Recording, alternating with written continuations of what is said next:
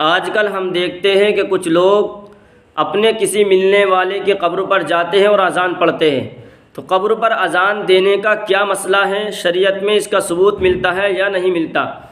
دیکھیے گا، فتاوی کی تمام کتابوں میں باضابطہ اس مسئلے پر گفتگو ہوئی ہے۔ میں آپ کے سامنے چند حوالے ذکر کرتا ہوں۔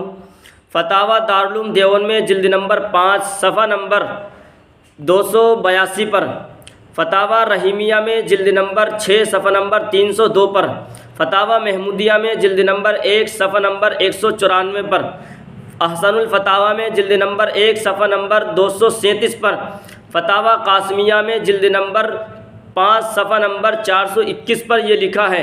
ان تمام کتابوں میں کہ اللہ کے نبی علیہ الصلاۃ والسلام سے، صحابہ سے یا فقہا سے یا مجتہدین سے کہیں سے کوئی چیز ثابت نہیں ہے۔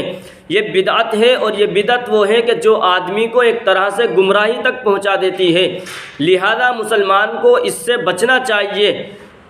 میت کو قبر میں دفنانے کے بعد یا میت کو قبر میں دفنانے سے پہلے اذان پڑھنا قبر پر کہیں سے ثابت نہیں ہے، لہذا مسلمان کو اس سے بچنا چاہیے۔